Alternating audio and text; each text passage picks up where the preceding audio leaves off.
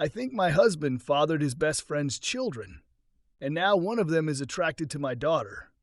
This began as a dark, intrusive thought that I could never shake off, and over the years it's bloomed into a poison flower that infects my entire psyche. I'm a 42-year-old woman. My husband Luke is 43 and so is Amy.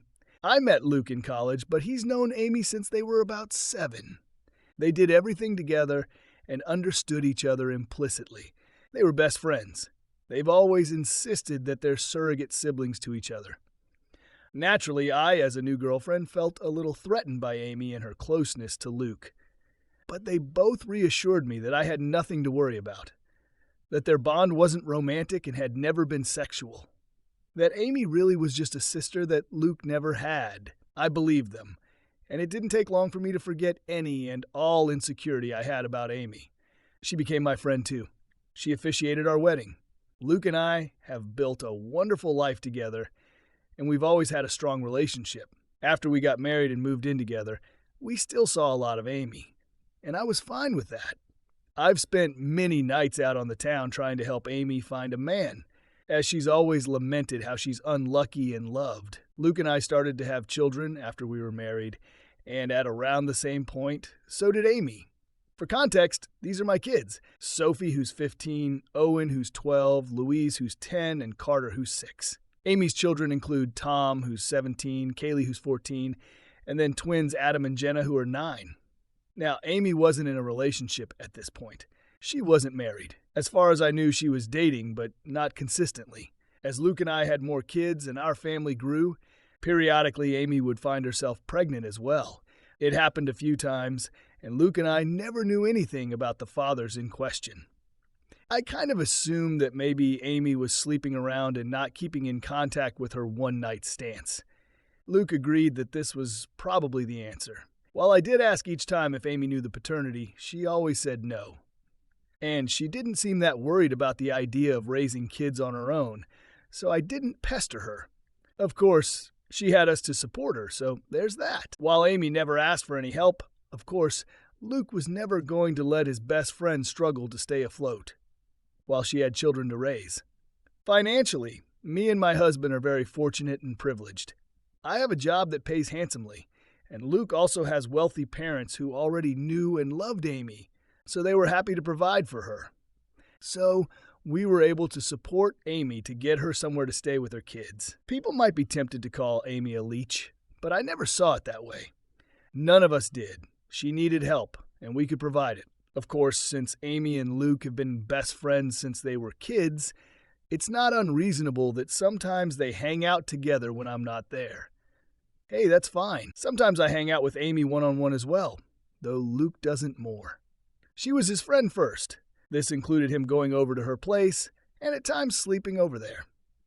Oh, P, come on. Was I a fool to trust him and believe nothing was going on? Perhaps, but for years, they presented as being buddies. Yeah, buddies, OP. They acted like siblings. I didn't pick up on any vibes between them. Not ever. As one can expect, our children were brought up together, but not in the same house. We made sure that Amy's children met ours from a young age, and they always got along, and strong bonds of friendship formed over the years. Which is good. It's especially good if I'm right and they all share blood. Anyways, I've come to suspect that Luke fathered at least one of Amy's kids, if not all of them. Frankly, I suspect they're all his kids. I would have never believed my husband to be capable of such a thing. And he's given me no indication that he's the unfaithful sort. But he does spend a lot of time with Amy, and I have to confess, I can't remember seeing her with any real boyfriend over the years. She would talk to men at bars and parties, and I would try to be her wingman and so on. But nothing ever seemed to really happen, so when she got pregnant the first time, I was curious. When it happened again and again, I began to wonder if she had some sort of secret fella who she didn't want us to know about for whatever reason. But I couldn't think of any reason why she'd hide him, especially from her children. After Carter, our youngest child, was born, Luke and I agreed that the time had come for him to have a vasectomy. Amy's twins had come just a couple of years prior. Interestingly, Amy never got pregnant again after the twins. Is it a coincidence that Luke had a vasectomy and then both of us stopped getting pregnant? I don't know, but Luke would still visit her. And he wasn't just going to see her, but checking up on her kids as well. In general, I should have paid more attention to it sooner. But Luke has always acted like a father to them, especially as they've gotten older. He's the father they've never had. He doesn't neglect me or our children, not one bit. He's doing double duty. On its own, the idea that he's a surrogate father to Amy's fatherless children isn't inherently suspicious. One could call it noble, but it combines with a lot of other little things. There's appearance as well. Suffice to say, Amy's kids certainly look like they could be Luke's kids. Kaylee also has a very unusual allergy that Luke also has. The twins also look very much like Adam.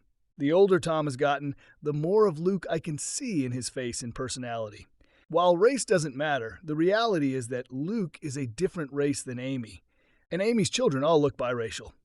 I could believe that their father is the same race as Luke, but that doesn't mean Luke has to be the father, but it sure seems like it.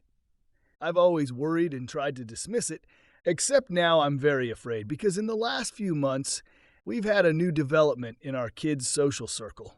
Tom, Amy's oldest child, asked out Sophie, my oldest child. Sophie has really blossomed over these last few years and has become quite the outspoken beauty. So, I'm not shocked to see that she's getting male attention. But Tom asking her out threw me for a loop. Sophie said no, but only because I'm quite protective when it comes to her exploring dating, and she knew that she would have to ask me first. I could tell that she was flattered and intrigued by his interest, and she wanted to say yes. She approached me to talk to me about it. Plus, my girl, she did everything right. I think she expected that I would see things her way and agree that she could date Tom. Much to her surprise, I very firmly said no. That caused a bit of conflict. She didn't even want to date him that badly. She just couldn't understand why she wasn't allowed to, and I couldn't explain it to her. All I could come up with was, he's too old for you, which he is, but it's not really about that. When Amy and Luke heard the news, I was very curious to see what their reaction would be. If either of them agreed with Sophie and tried to convince me that the two of them should be allowed to date, I think I would have been relieved. And I would have taken that as proof that I was wrong about something going on between them. But the ambiguity continued because they both took my side. They both put their foot down, though not as fiercely as I did. Luke agreed with me, but he also worried that trying to forbid such a romance would only make Sophie want it more. He's probably right about that. Amy seemed more apathetic to the idea. She didn't want Tom to date Sophie either, and she did back me up, but I don't know, she just wasn't taking it seriously. She seemed to think that it was a fleeting crush. In the months following, Tom would spend more and more time with Sophie. They would be alone, or with their other friends, anytime they possibly could. It's become abundantly clear that Tom is crazy about Sophie and wants to be with her. And he definitely wants to be physical. I've been watching them like a hawk and noticed his eye wandering many times. And while I'm doing everything I can to kill this budding romance, I'm also feeling somewhat powerless. Sophie hasn't outwardly defied me, but she's still hanging out with Tom as friends.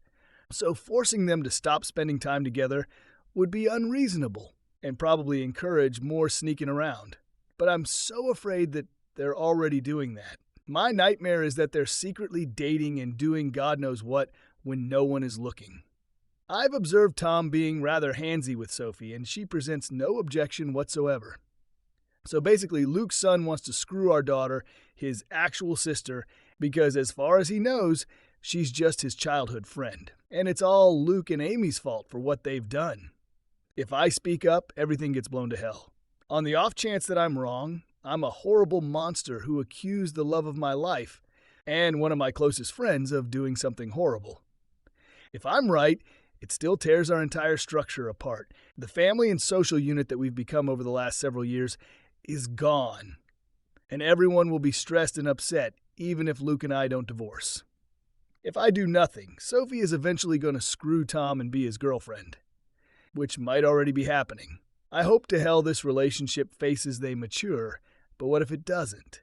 What if they wind up being together for years? What if they marry and get pregnant someday? If I tell Sophie the truth about Amy's kids, then everyone else finds out too. And that's going to ruin so many lives. It would shatter my kids' perception of their father and their Aunt Amy. Luke is Owen's hero. I don't even want to think about how much this would hurt him. And what about Amy's other kids? They're innocent. They didn't ask for this. They don't control where they came from, and I don't want to hurt them. Admittedly, I'm not happy with Tom at the moment. A week ago, I saw him put his hand on Sophie's butt, and I went in to knock his teeth out. But even he doesn't deserve to be burdened by the knowledge that it's his half-sister he's been fantasizing about. Opie, what I think you should do here, and people are probably going to say this is kind of a scummy thing to do. And yeah, I admit it is kind of scummy.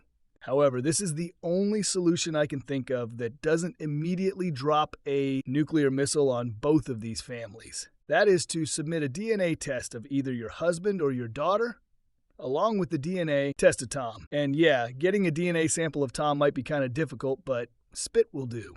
So you can just say, hey Tom, come here, let me talk to you in the kitchen here, have a glass of water, and then after he takes a sip, you swab the rim of the glass and submit. That is a sample. It would take a little bit of subtlety, but it'd be doable. Anyways, do the DNA test. If it comes back that they're not related, then great. If it comes back that they are related, then you have rock-solid evidence and can move forward accordingly. The one thing you can definitely not do is sit on your hands and keep your mouth shut. Because as a mother, you have a responsibility to protect your daughter. And one thing you cannot let your daughter do is get knocked up by her half-brother. Please do not let that happen, Opie. I know you're scared about consequences and blowing up family dynamics, but you cannot let that happen. That is horrifying to both your daughter and Tom, and honestly, everyone in this situation. Do you guys have guesses? My guess is, this feels kind of fishy. I would not be surprised if these are half-siblings. Then 3 days later, Opie posted an update. So I ended up confronting Luke and Amy. Many comments suggested this as well. I finally told both of them that we needed to have a serious talk. It felt counterproductive to approach just one of them, because I figured they would tell the other about what happened in their own words before I could prepare my own. I wanted them both to hear what I had to say. Once all the kids were at school, I laid down all of my suspicions and the reasons. I made it clear how much I love both of them, but a combination of clues has led me to notice the similarities between Luke and Amy's children. And I didn't even list all of them in the original post. Well, they reacted exactly as I would have expected. Their responses were perfect and so very well rehearsed.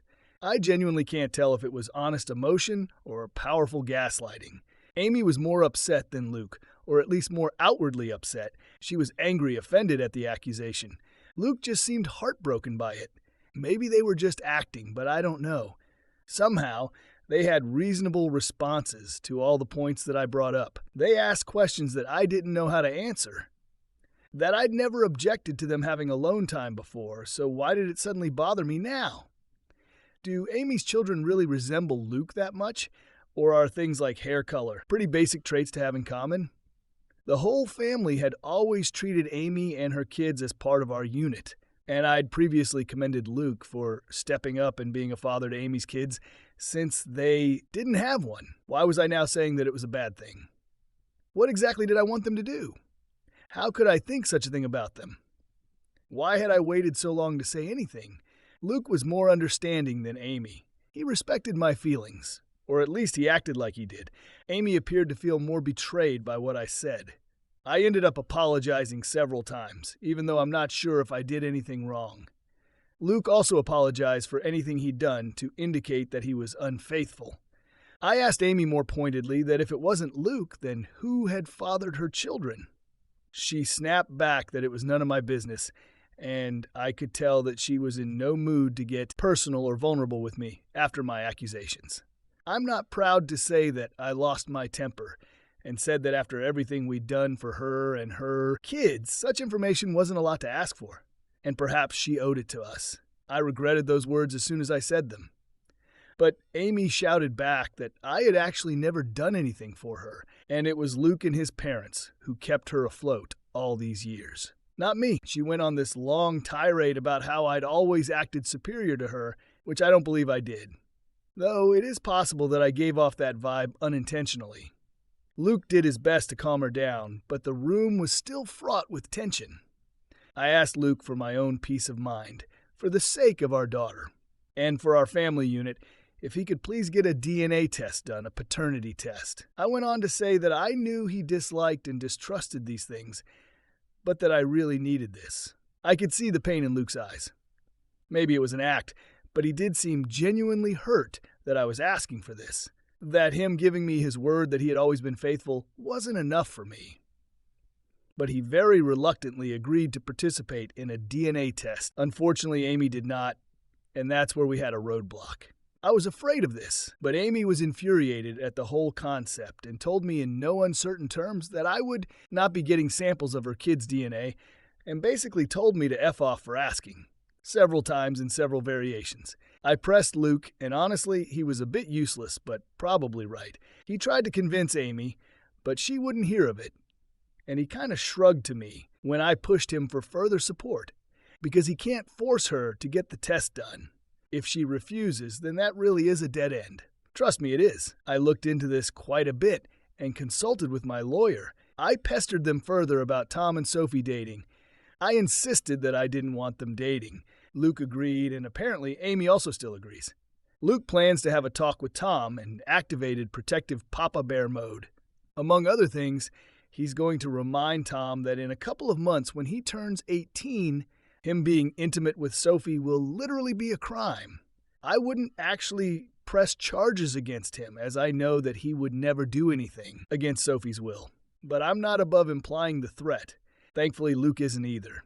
I did ask my husband if he'd be open to potentially swiping a sample of Tom's DNA to do a private paternity test, but he was very hesitant about the idea. Like me, he saw it as unethical. He also pointed out that if he were to do this and Amy found out, it would mean the end of our friendship with her.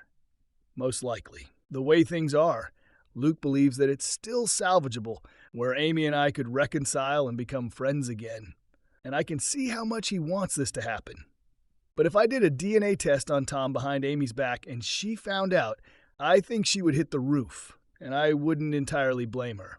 Though, I would be very interested to see the results. Luke ended up going to see Amy and spent the night. OP, you can't be this dense. I know all of you are cringing and throwing up your hands. Yeah, no kidding. And trust me, I wasn't happy about it. That was a very long conversation, but he was adamant that he needed to perform damage control. So they spent the night together. Luke maintained that nothing happened. I didn't sleep a wink, and I kept texting him for updates. As far as I can tell, Amy will cool off, but she needs a little time. Eventually, me and my husband agreed to take our kids to his parents' place. His parents' names are Jim and Kat. When they took notice of how distant Luke and I were from each other, I finally relented and confessed my fears. I told them of my anxiety that Amy and Luke were having an affair, and that Amy's children might be his. Here's where things get a little interesting. When I told them what I was feeling, Kat just gave Jim this pointed look and did a big dramatic sigh. So it turns out Kat has had similar suspicions as mine, and genuinely suspected over the years that Luke and Amy were closer than they would ever admit, that they had crossed the line in the past. Jim, on the other hand, simply refuses to even consider the idea. He always insisted that Kat is seeing things that aren't there. He maintains that Luke and Amy are like siblings and they would never do such a thing. Kat thinks that his stance on this is naive, and that even if she and Jim had taken Amy in and loved her like a daughter, that didn't mean that Luke viewed her like a sister, and that she viewed him like a brother. I could tell that he and Kat have already had this conversation before, and they just kept going in circles, with Kat getting exasperated. Then, OP ends the update by saying that the kids are doing okay, and the story that the adults told the kids is that OP and Amy had a fight, and they're taking a break from each other. Then 2 days later, OP posted an update. Ultimately, I decided that I had to warn Sophie about the situation, and to do so immediately. So I discreetly kept my daughter Sophie out of school. I told her that we had to talk. Always a frightening thing for a teenager to hear from a parent, but I was quick to establish that she wasn't in trouble. But she needed to know the truth about why Amy and I were fighting, and why her dating Tom was out of the question. I very gently explained that because of Luke's closeness to Amy and Tom's resemblance to him, I had come to suspect that perhaps Luke and Amy were intimate at some point over the years. If that was true, and there was any chance that Tom's father was actually Luke, that would be a significant problem. Sophie was quiet during all of this, and even after I stopped talking to let her respond, she paused for quite a while before she finally said that we needed to get Tom, and discuss this with him as well. I had no objection, so she texted him to meet with us. They're both skipping school today, but Sophie gets straight A's, and this is extremely important. So I looked the other way. Tom came to meet us, and Sophie had me relay what I told her to him as well. I apologized to him for any indication that I might have given that I didn't think that he was good enough for my daughter, and to both of them for not telling the truth sooner. Then Tom and Sophie just gave each other this oddly knowing stare, and read it, that's when they blew my mind. They revealed to me that, in fact, they'd already known about Luke and Amy, or at least they strongly suspected. Apparently, Tom has overheard conversations that are questionable, as well as overhearing the sounds of love-making from Amy's room, sounds that he would just as soon forget. But all the signs point to the fact that Luke is Amy's lover. Tom has wondered this for a very long time, and back in January he finally voiced his fears to Sophie. She agreed with his fears. She could also see a strange sort of closeness between her father and his mother. They agreed that Luke was likely having an affair. They agreed that because of Kaylee's allergy, Luke might very well be her father. And if Kaylee was Luke's daughter, the rest of Tom's siblings could be Luke's as well. Tom could be Luke's kid. The math led them to the same places as me. So Sophie and Tom came up with a little plan. As it turns out, they're not in love. They never were. They're still just best friends. But they had the same instinct as me, that they didn't want to blow up our entire family and social unit without more direct evidence. And though Sophie very badly wanted to tell me the truth, she was hesitant because she knew that it would shatter me. She had no idea that I was already suffering in silence. Sophie apologized for not voicing her suspicions sooner. Honestly, we both cried. And I made sure she understood that none of this was her fault, and that I loved her very much. So the bottom line is, Sophie and Tom already know that they could be half-siblings and aren't actually interested in being a couple. That this was their idea for how to rock the boat, to force Luke and Amy to do something about the situation, rather than just keep making a fool out of me. I also think that it was their way of punishing their parents for their affair. Teenagers can be vindictive, so they concocted this idea that they would pretend to date. Every flirtation I've witnessed, every inappropriate touch, all staged apparently for the benefit of Luke, Amy, or both. This was supposed to make them sweat. And Sophie and Tom expected they would jump out of their seats to forbid this from happening. When I was the one who did this instead, this kind of threw the kids for a loop. They couldn't understand why I cared more than the actual cheaters. Yo, this story, honest to God, it's like a mystery novel with plot twists. And the villain is actually the good guy, and the good guy is actually the bad guy. And the murderer actually killed himself, and then made it look like a murder. This is super complicated. They began to suspect that maybe I knew. Tom confronting me that one time about why Kenny dates Sophie was him trying to gauge if I knew or not. Honestly, I'm just so relieved they're not dating. We even had a bit of a laugh together when Tom mentioned how he'd been a little offended that I was so against him dating my daughter before. I kind of jokingly asked him, "So you don't think she's gorgeous?" And Tom, bless his heart, shrugged it off. He said, "She is, but so is my English teacher, and I'm not asking her out either." So where do we go from here? Tom has already volunteered to submit his DNA so I can compare it to Luke's. And both he and Sophie advised me not to tell Luke and Amy when I do this, which I agree with. They're both completely on my side, which means more to me than I can ever express to them. Tom has also been trying to set up a camera in his own mother's room to catch her and Luke in the act. Gross. Sophie told me flat out that I need to divorce her dad, and hearing that from my own daughter made it clearer than it has ever been. She's right. Yo guys, this story is gripping. There are 2 more very long updates, so we're halfway through, guys. Buckle up, I guess. Then 2 days later, OP posted an update. So first things first, but our little team has supposedly recruited my mother-in-law. I say supposedly because Sophie and Tom are going to talk to her about getting help with submitting the DNA test, and at the advice of my lawyer, I'm staying out of the process. Officially, I told Sophie not to do it, and she said that she wouldn't. Oh, that's right, because they can test the DNA against the grandma, right? If the mother-in-law is the grandma, oh, that's clever, clever, clever, clever. My mother-in-law hasn't contacted me about it either. The bottom line is I can honestly say that I have no knowledge of any DNA test. Lupo City, another bit of good news. After digging through some paperwork, I found out that my name is on the paperwork for our home, and Luke's isn't. I was the one who bought the house, and we always planned to add Luke's name to the house, but we never got around to it, and eventually we forgot.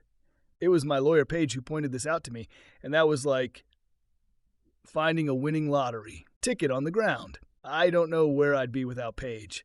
So the last time I looked through Luke's phone was 3 months ago, around the point that Sophie and Tom began to go around claiming they wanted to date. I didn't find anything. However, Redditors taught me some clever tricks to find recently deleted messages. So when Luke was asleep, I did just that. I swiped through his phone and checked through deleted messages. I'm glad I did, but I also wish that I hadn't because I'm reeling from the pain. Sure enough, a conversation with Amy had been deleted. There were recent texts talking about the conflict between her and me, with Amy describing me as a problem and Luke trying to pacify her without defending me at all, to be clear. They both alluded to how they'd expected this for a while and just hoped that it would never happen.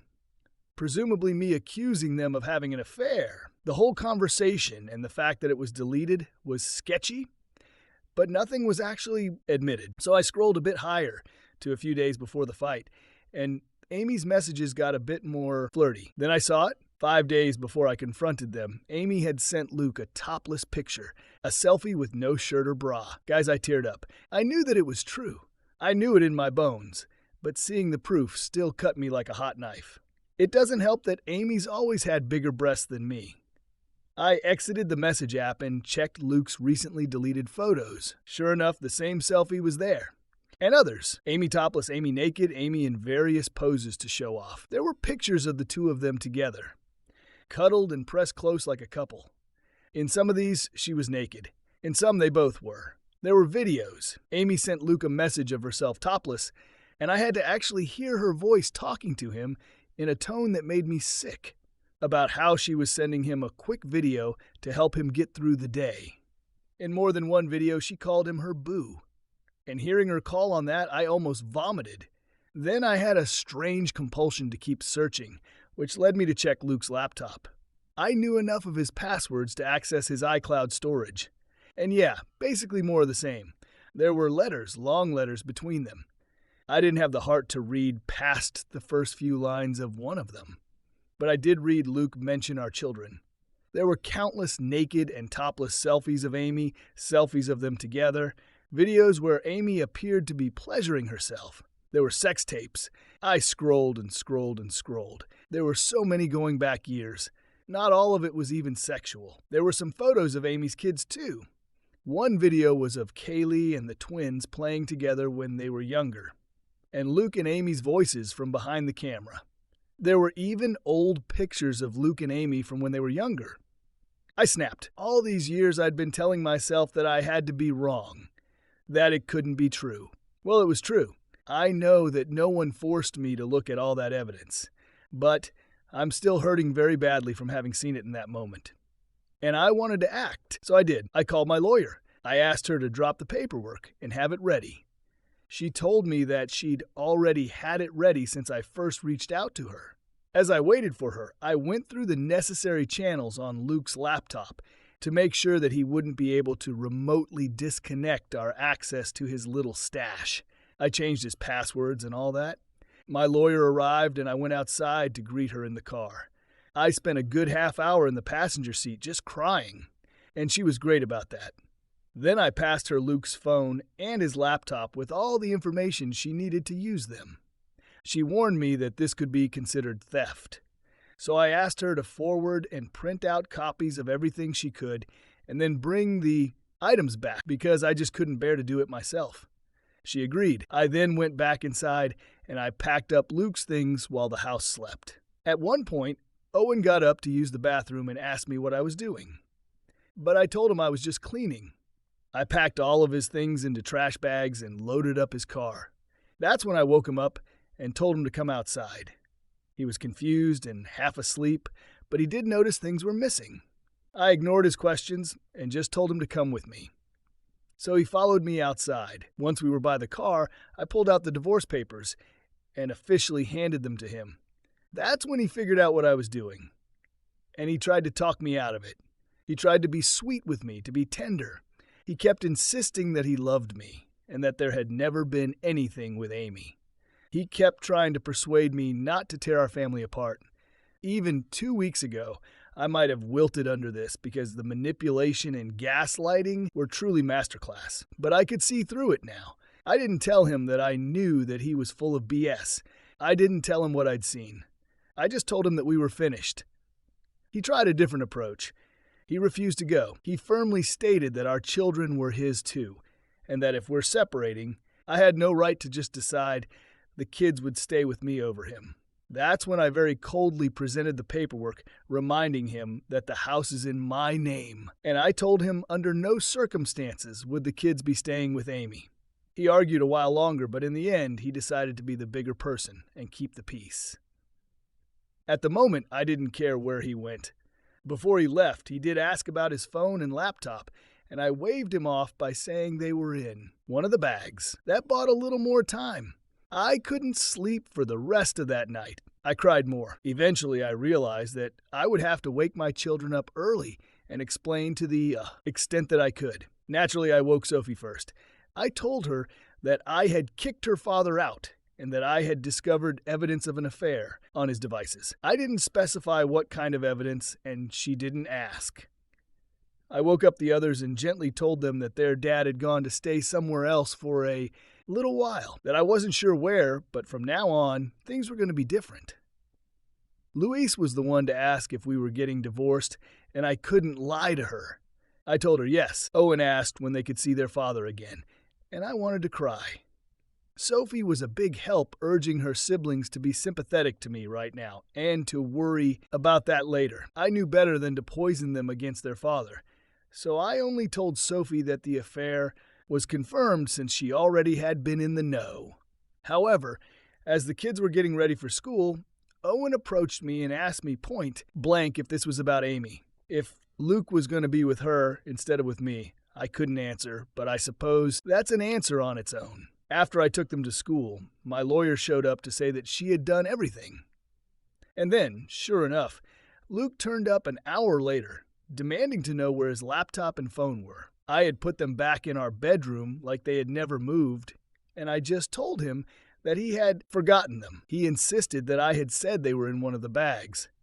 So I just shrugged him off and told him I must have been mistaken. After he grabbed them, he tried to reason with me, but I just showed him the door. I talked to my mother-in-law that night. Apparently, Luke did show up to his parents' house, which was a surprise, as I was certain that he would stay with Amy. But maybe even he knows how suspicious that would look to the kids, and he doesn't want to rock the boat that much. Kat already shared his version of the events with me that he relayed to her and Jim. That I'm having some kind of mental breakdown that he wishes he could help me. But my paranoia is causing me to lash out and turn violent.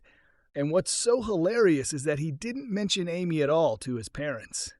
Kat believes me. His dad, Jim, doesn't know what to believe anymore. According to Kat, her husband seemed very, very troubled by what he heard from all sides. As for Amy, she's radio silent. Tom has told Sophie that she's acting like nothing is wrong, but she is clearly stressed out, that when her children ask her, she makes the same sort of claims. That I'm having some kind of emotional nervous breakdown and pushing her away as well as Luke. She doesn't mention anything about me accusing them of an affair, but she still puts it all on me. My life has fallen apart, but it was never my life. Then, 3 days later, Opie posted an update, and it's pretty long and off-topic. First off, Opie talks about the house, how it's in her name, and how she's going to play hardball. Also, she talks about visiting her family attorney, which, coincidentally, prevents her husband from being able to retain that attorney. There's a bit of friction between the two attorneys, but Opie moves on. When my kids ask me what's going on, I simply tell them that their father and I are having adult problems, and it's nothing they need to worry about. That worked for about a day. Sophie warned me that they were planning to confront me as a group, and they did, asking if Dad had cheated on me with Amy. Obviously, they've been talking about this, and perhaps they've been for longer than I anticipated. I simply said I believe he did. Yes, with as much sincerity as I could muster. I think they believe me. Tom and Sophie are texting nonstop, and from what I can gather, there's doubt among Amy's kids as well that this is about me, losing my mind, and not their mother, being too close to my husband. I think it's slowly sinking in for Luke's father, Jim, that what he didn't want to believe was possible is very much possible and is happening. I haven't shown him or Kat any of the letters or anything. They're hosting Luke, so I haven't had much contact with any of them at all. But I did have one phone call with Kat where we wished each other well, which was nice. In the background, I could hear shouting, and though Kat quickly went outside, I did hear what sounded like Jim shouting at Luke. He doesn't usually shout. He's the calmest man I've ever met. So, in a way, I'm worried about him, but also relieved that the wool is being pulled off his eyes. According to Kat, Luke is still staunchly denying everything. He was pretty upset when he found out that I had poached the family lawyer, though, which gave me a kind of grim satisfaction. Also, the test results came back. Sophie and Tom tested their DNA against each other to see if they're truly blood siblings. And here's a surprise. According to the test, they're not. They don't share any DNA. We're all more confused than anything. I was so certain that Tom had to be Luke's son, and Tom was too. Now, he doesn't know what to think, and I don't know either.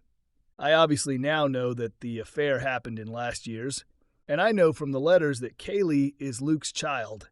Or at least both. He and Amy seem to believe that she is, which does confirm that they were intimate 15 years ago.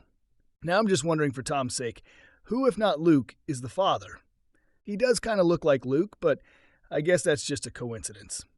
In general, everything was quiet for a few days. Until it wasn't. Until she finally showed her face. My best friend Amy. I'm so happy that I installed Ring cameras everywhere. As you're about to understand. Sure enough, Amy turned up on my doorstep and asked to talk. She had a relaxed demeanor and didn't raise her voice. I assumed that she was just approaching me on Luke's behalf, so I told her that I wasn't interested in talking to her and to just go away. She didn't leave, but she didn't make a scene either. She persisted in telling me that we had to have a conversation. The kids weren't home, and I did have cameras inside.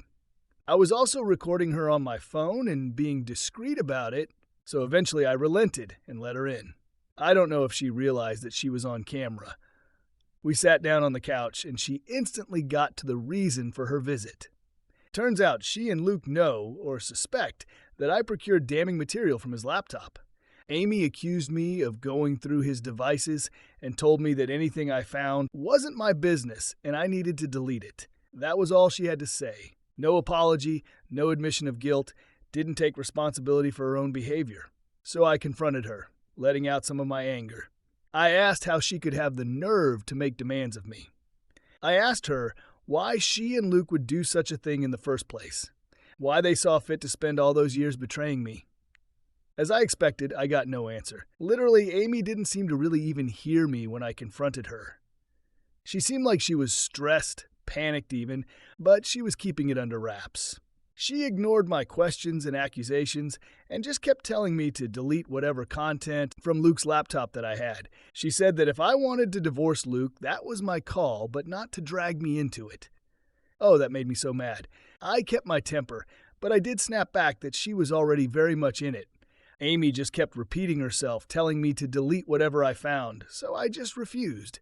I asked her point blank, why should I? Why did I have any reason to?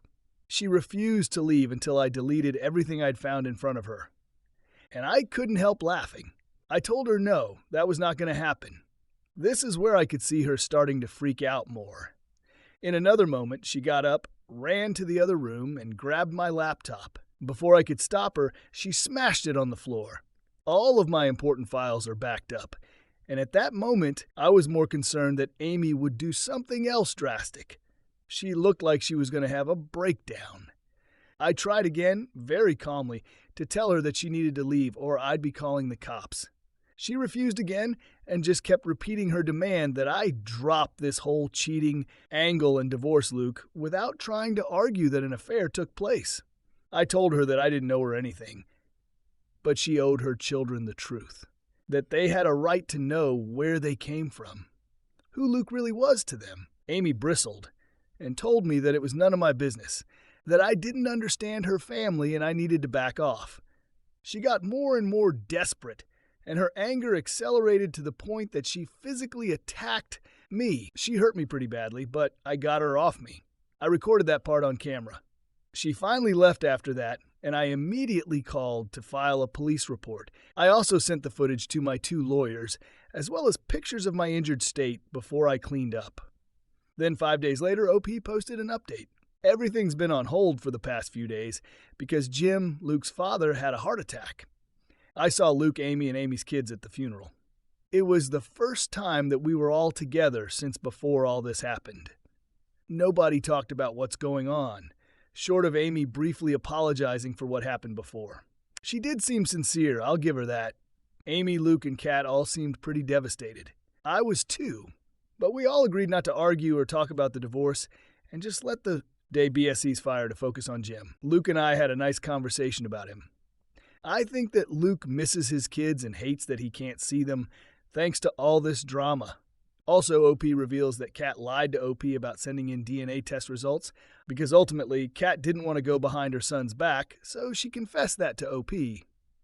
So that does possibly still mean that Tom is Luke's son. My lawyers finished going through Luke and Amy's letters with a fine-tooth comb. The bottom line is, they definitely found what it was that Amy didn't want me to see, and I now completely understand why she was so panicked. It has to do with why Amy and Luke didn't marry conventionally. They did something very bad, but this is genuinely something that I'm not sure if I should be talking about, even on an anonymous internet post. I haven't even been able to collect my feelings about what Amy and Luke have done, especially with everything else going on. All right, like the rest of you, I'm dying to know what this very bad thing is.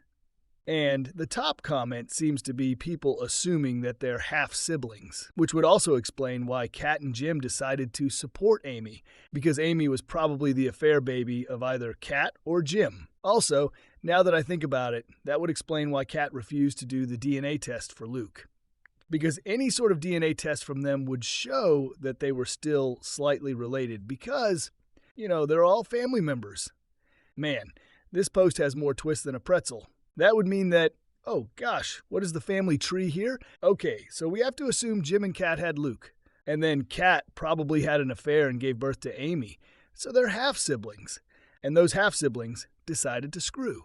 And then Luke had kids with both Amy and OP, which means they're half-siblings. So holy shit, oh my gosh, holy shit, what is the math on this? Man, I literally tried to calculate how much DNA is shared between Tom and Sophie if they're half-siblings, but, my brain is starting to hurt on this one. Can anyone do the math? How related are these two? Are half-siblings who are born from half-siblings? Are they more related than brother and sister or less related? They'd have to be less related, right? Maybe like 40% DNA match or something. That was our slash off my chest. And if you like this content, check out my podcast, where I publish the exact same episodes. Also, hit that subscribe button because I put out new Reddit episodes every single day.